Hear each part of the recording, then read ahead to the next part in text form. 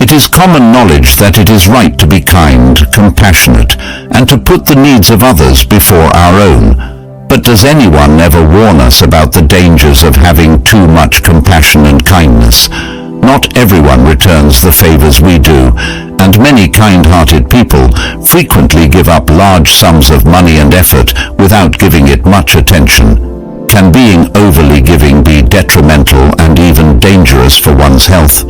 Be ready to be taken aback by the unanticipated consequences of kindness. I'll outline 8 potential outcomes of being very adept today, along with 4 common-sense methods to guard against being taken advantage of. First, let's address the first point. 1. Impractical anticipations. Zen teachings tell us to accept things as they are and not let other people's actions determine how happy we are. Giving without expecting too much in return helps you stay emotionally detached and avoid disappointments, both of which can contribute to inner peace. Being really selfless can be difficult for us, whether we realize it or not. We frequently expect others to feel the same way about us. However, we have made people believe we can handle everything, even our own obligations, to the point that they presume we can always be relied upon when we need aid with something significant.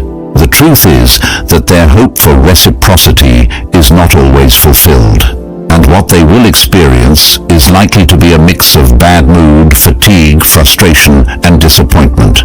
However, if we approach this situation with a dispassionate view, we will realize that people are not letting us down. They are just doing what we should also do, taking care of their own responsibilities. 2. If you always give things to people, they may start to expect it from you.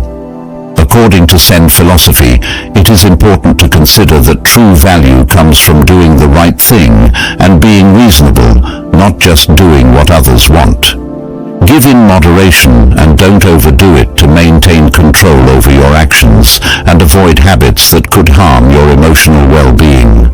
People tend to get used to routines and habits, such as staying in their comfort zone. So, if you give all the time, the people receiving your generosity may start to expect it all the time. This could lead them to rely too much on you and neglect their own responsibilities because they know you will always be there to help. The main problem here is not recognizing your own worth. If they don't value themselves, it's unlikely that someone else will.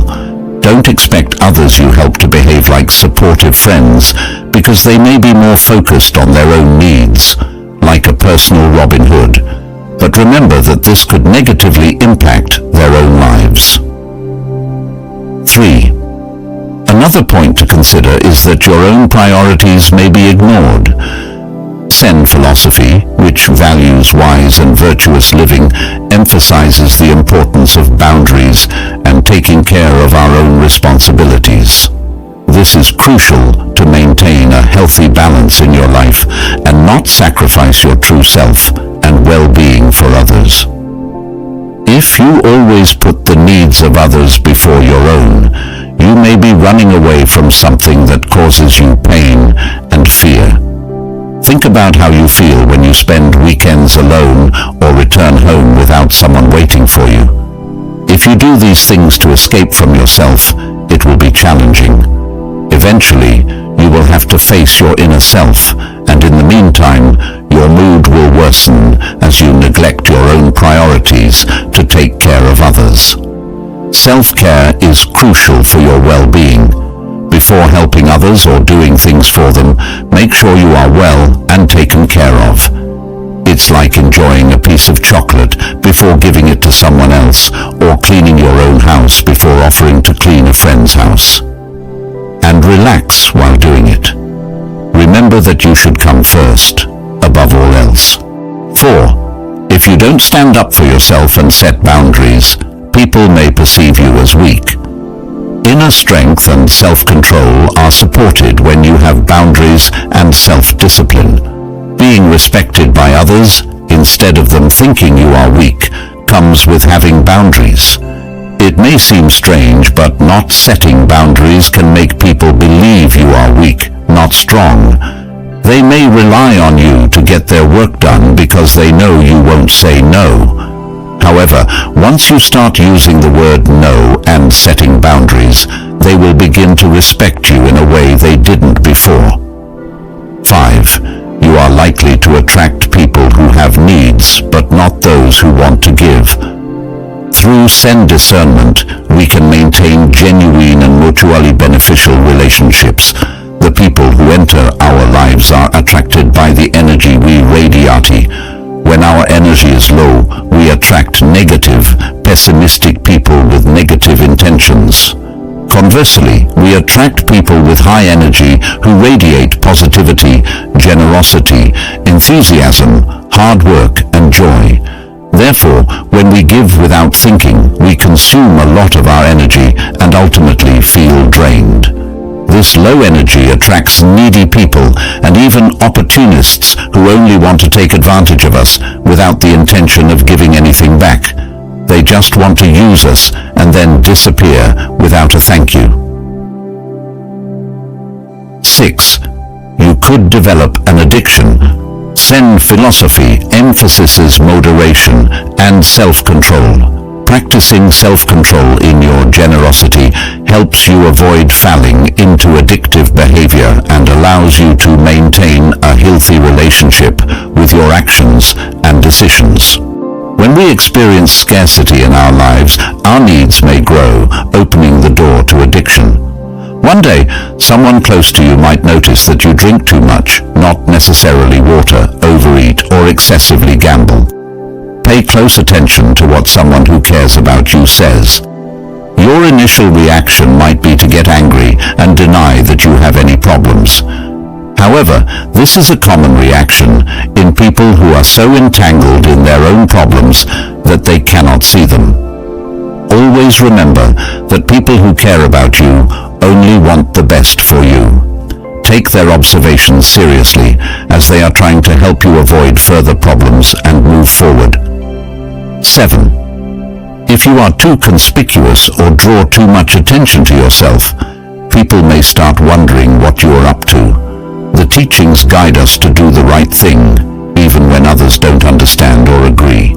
By staying true to our values and principles, we build a strong reputation that is not easily questioned or doubted. Truly kind people are rare in this world. So, if you are genuinely kind, others may find your kindness unfamiliar.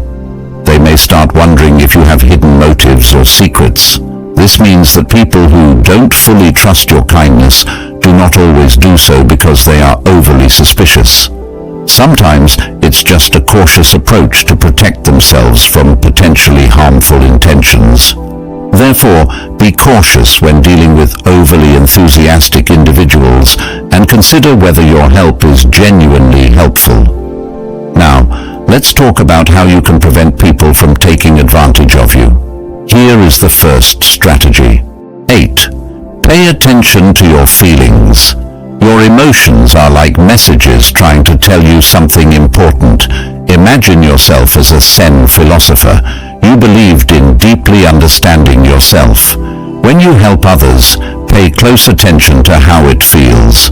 If helping gives you a genuinely good feeling, as if you are walking on clouds, is that great? But if it overwhelms you, leaves you exhausted, angry, or used, that's a sign that you need to listen to your feelings. You shouldn't feel this way when helping unless it is truly necessary and important. So, don't ignore these uncomfortable feelings. They are trying to tell you something about how helping others affects you.